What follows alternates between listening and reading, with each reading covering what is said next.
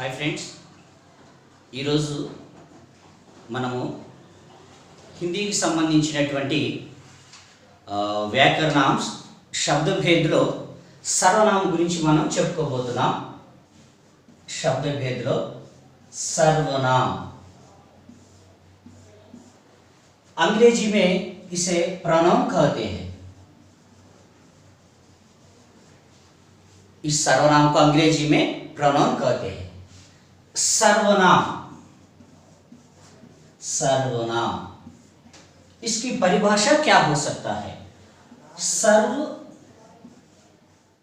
Plus नाम. सर्व का अर्थ क्या होता है? सर्व सब और नाम नेम. సర్వనామం అంటే ఏమిటి అంటే పేర్ల యొక్క స్థానంలో లేకపోతే పేర్లకు బదులుగా అన్నిటికీ వాడబడేటువంటి దానినే సర్వనామము అనేటువంటి పేరు ఇవ్వటం జరిగింది. సింపుల్గా చెప్పాలి అంటే పేర్లకు బదులుగా వాడబడేటటువంటి అంటే అన్ని పేర్లకు బదులుగా వాడబడేటువంటి దాన్నే సర్వనామము అని సింపుల్గా చెప్పుకోవచ్చు. మనకి హిందీలో అందరూ తెలిసినటువంటిదే సర్వనామాలు వచ్చేసరికి యహ్ వహ్ ఏ వే ఆప్ ఆది మై హమ్ మొదలైనవి ఇవన్నీ ఉంటాయి.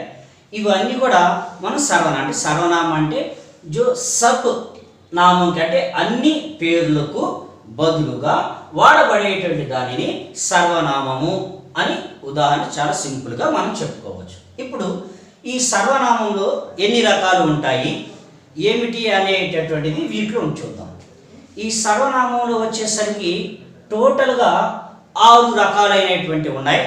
ఒకటి పురుషవాచక్ సర్వనాం, రెండవది నిశ్చయవాచక్ సర్వనాం, మూడవది అనిశ్చయవాచక్ సర్వనాం, నాలుగవది ప్రశ్నవాచక్ సర్వనాం, ఐదవది సంబంధవాచక్ సర్వనాం, ఆరవది నిజవాచక్ సర్వనాం. ఈ 6 ఉన్నాయి. ఈ 6 గురించినటువంటిది చాలా క్లుప్తమైనటువంటి వివరణతో వీటి గురించినటువంటిది మనం నేర్చుకోబోతున్నాం. ఈ సర్వనామంలో మొదటిది పురుషవాచక్ సర్వనామం. పురుషవాచక్ సర్వనామంలో వీటిలో ఉత్తమ పురుష్, మధ్యమ పురుష్, అన్య పురుష్. వీటిలో ఉత్తమ పురుష్ ఇంగ్లీష్లో first person, second person, third person అని అంటాం. ఉత్తమ పురుష్ అంటే ఏమిటంటే ఇప్పుడు నేను చెబుతూ ఉన్నాను కదా, నేను ఇప్పుడు ఉంటున్నాను కాబట్టి నేను చెబుతూ ఉంటే మీరు వింటూ ఉన్నారు. ఎవరైతే చెబుతూ ఉన్నాడో ఆ చెప్పేటువంటి వ్యక్తి ఏమవుతాడంటే అతను ఫస్ట్ పర్సన్ అవుతాడు. ఆ యొక్క వ్యక్తి ఎగ్జాంపుల్ వచ్చేసరికి ఉత్తమ పురుషుకి మైకి బహువచనం ఏమవుతుంది? హమ్. కాబట్టి ఉత్తమ పురుషులో ఎవరైతే చెబుతూ ఉంటారో మన గురించి మనం మన గురించి మనం చెప్పుకునేటువంటి వ్యక్తి గురించి తెలియచెప్పేటట్టు ఉత్తమ పురుష్. తర్వాత రెండోది వచ్చేసరికి మధ్యమ పురుష్ అంటే ఎవరు అంటే సెకండ్ పర్సన్ జో సున్నే వాలే. అంటే నేను ఇప్పుడు చెబుతున్నాను, నేను చెబుతూ ఉంటే మీరు వింటూ ఉన్నారు, నేను చెబుతూ ఉంటే మీరు వింటూ ఉన్నారు కాబట్టి అతన్ని సెకండ్ పర్సన్ అంటూ జరిగింది అన్నమాట. అందువల్ల ఏమిటంటే ఈ యొక్క సెకండ్ పర్సన్ అనేటటువంటి వీటిలో వచ్చేసరికి తూ, తుమ్, ఆప్ అనేటువంటి ఇది సెకండ్ పర్సన్ కింద యూజ్ చేయటం అనేటువంటి జరుగుతూ ఉన్నది అన్నమాట, సింపుల్గా చెప్పాలి. ఇక మూడోది వచ్చేసరికి అన్య పురుష్ అంటే ఇప్పుడు చెప్పేటువంటి వ్యక్తి కాకుండా వినేటటువంటి మీరు కాకుండా థర్డ్ పర్సన్ ఎక్కడో దూరంలో ఉండేటటువంటి వారు అన్య పురుష్ థర్డ్ పర్సన్ అంటాం. ఇంగ్లీష్లో వచ్చేసరికి he, she, it, they, those అని చెప్పుకుంటాం కదా అవి. దానికి ఎగ్జాంపుల్ వచ్చేసరికి యహ్ వహ్ ఏ వే ఆది మొదలైనవి మనం చెప్పుకోవచ్చు.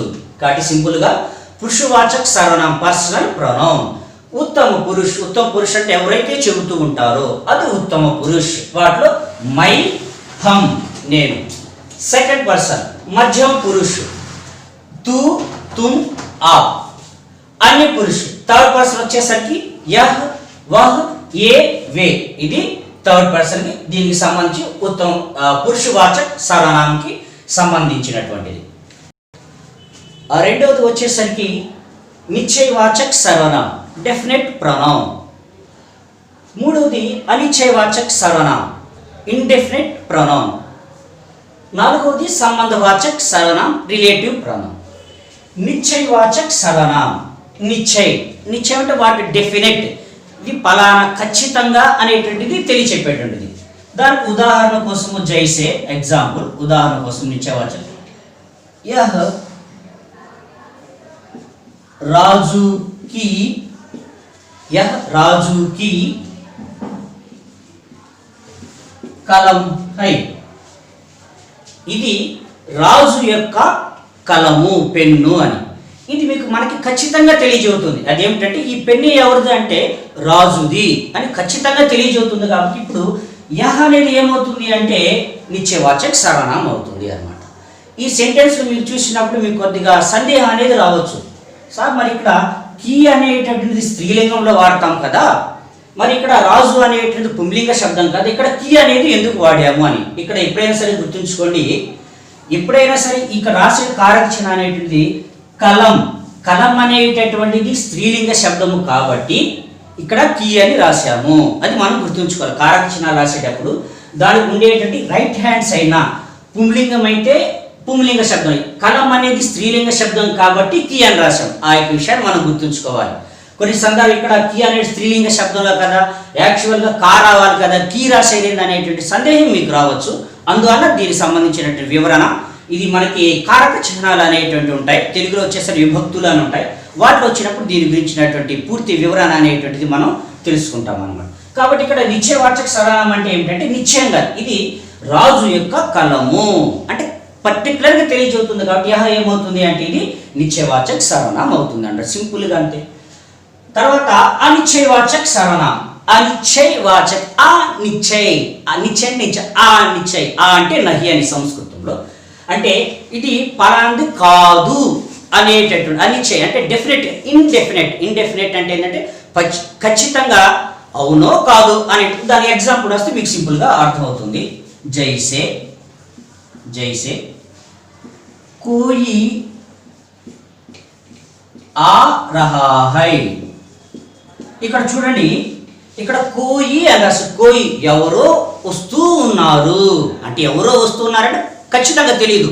అటు మేల్ పర్సన్ వస్తున్నారు, ఫిమేల్ పర్సన్ వస్తున్నారు, లేకపోతే మరొక పిఎం వస్తున్నారు, సీఎం వస్తున్నారు, ఎవరో ఎనీ పర్సన్ ఎవరు కోయి ఎవరో వస్తున్నారు. అందువలన కోయి ఏమవుతుంది అంటే అనిశ్చయవాచక సర్వనామం అవుతుంది. రెండింటి చూడండి, నిశ్చయవాచక అయితేనేమో పర్టికులర్ డెఫినెట్గా తెలియచెప్పేటటువంటిది, అనిశ్చయవాచక వచ్చేసరికి ఏం జరుగుతుంది అంటే పర్టికులర్గా పలాంది తెలియకుండా ఉండేటట్టు ఎవరు వస్తున్నారో తెలియనట్టు. అందువల్ల దీని ఏమన్నాము అంటే అనిశ్చయవాచక సర్వనామం అని అంటం జరిగింది. తర్వాత నాలుగో ఎగ్జాంపుల్ అనేది చూద్దాం. నాలుగోది వచ్చేసరికి సంబంధవాచక సర్వనామం. సంబంధవాచక వీటిలో రిలేటివ్ ప్రొనౌన్. రిలేటివ్ అంటే ఏంది, మన యొక్క సొంతకు సంబంధించిన మన అన్నదమ్ములు కానీ అక్క చెల్లి రిలేటివ్ దగ్గర ఉండేది. అలాగనే వీటిలో వచ్చేసరికి ఏమిటంటే రెండింటి కూడా దగ్గరమైనటువంటి సంబంధాన్ని కలిగి ఉంటూ ఉంటాయి అన్నమాట. ఇక్కడ ఒక ఎగ్జాంపుల్ వస్తే మీకు సింపుల్గా మీకు అర్థమవుతాయి. జీతనా मेहनत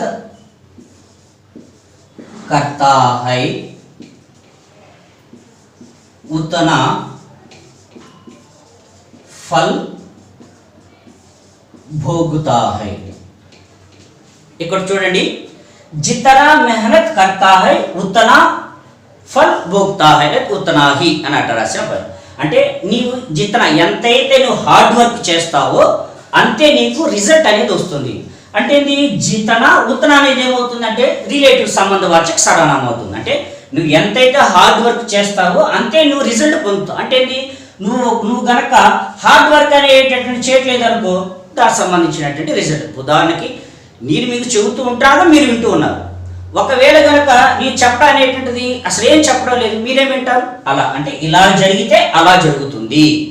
అలాగే జో కరే సేవా సో పావై మేవా, జిస్కి లాటి ఉస్కి భైన్స్ మొదలైన ఇవన్నీ కూడా రిలేటివ్ ప్రొనౌన్ సంబంధవాచక సర్వనామానికి సంబంధించినటువంటి వచ్చేటటువంటి ఇవన్నీ. ఐదవది ప్రశ్నవాచక సర్వనామం ఇంటరాగేటివ్ ప్రొనౌన్. వీటిలో సింపుల్గా ప్రశ్న అంటే క్వశ్చన్ మార్క్, క్వశ్చన్ మార్క్ సంబంధించినటువంటి సర్వనామం అనేటువంటిది ఇది చూద్దాం. ప్రశ్నవాచక సర్వనామంలో వహ్ కౌన్ థా, అతను ఎవరు.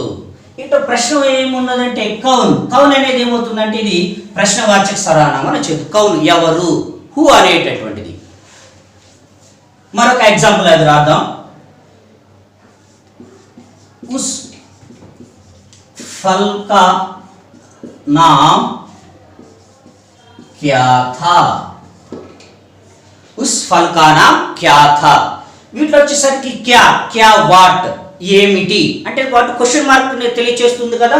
క్వశ్చన్ మార్క్ ని తెలియచేస్తుంది కౌన్, క్యా, కబ్ ఇటువంటి ప్రశ్నవాచకని తెలియచేస్తూ ఉన్నాయి కాబట్టి దీన్ని ఏమని అన్నాము అంటే దాన్ని ప్రశ్నవాచక సర్వనామం అని అనడం జరిగింది. ఇక చివరిది ఆరోది వచ్చేసరికి ఏమిటి అంటే దీని ఆరోది నిజవాచక్ అంటే ఏమిటంటే నిజ అంటే తన గురించి తాను తెలియచెప్పేటటువంటి దాన్నే निजवाचक सर्वनाम, जो अपने बारे में बताते हैं जिसे निजवाचक सर्वनाम कहते हैं. దీనికి ఉదాహరణ కోసము मैं अपना काम कर रहा हूं. मैं अपना काम నేనేం చేస్తాను, నేను నా యొక్క పనిని చేస్తూ ఉన్నాను. అంటే నా గురించి నేను తెలియచెప్పుకుంటున్నాను కదా, కాబట్టి నా గురించి నేను తెలియచెప్పుతున్నా కాబట్టి అపన అనేది ఏమవుతుంది అంటే నిజవాచక సర్వనామం అవుతుంది. అలాగనే మరొక ఎగ్జాంపుల్ కూడా రాద్దాం. రాజు స్వయం खत लिखता है. రాజు స్వయం ఖత్ का अर्थ है पत्र, लेटर. రాజు స్వయంగా లెటర్ అంటే ఎవరు రాస్తాడో తనను తానే రాస్తాడు కాబట్టి స్వయం అనేటువంటిది ఏమవుతుందంటే నిజవాచక సర్వనామం. ఒకసారి ప్రశ్నవాచక సర్వనామం అంటే ఏమిటంటే క్వశ్చన్ మార్క్ ని తెలియచేసేటువంటి దాన్ని ప్రశ్నవాచక సర్వనామం. వీటిలో మన ఎగ్జాంపుల్ కౌలు క్యా తీసుకున్నాం. అలాగే మరొకటి వచ్చేసరికి నిజవాచక సర్వనామం. నిజవాచక అంటే ఏమిటంటే తన గురించి దాని जो अपने बारे में बताते हैं जिसे निजवाचक सर्वनाम कहा जाता है. इसमें अपना స్వయం అనేటటువంటిది ఇవి రెండు కూడా నిజవాచక సర్వనామం కిందకి వస్తూ ఉంటాయి అన్నమాట.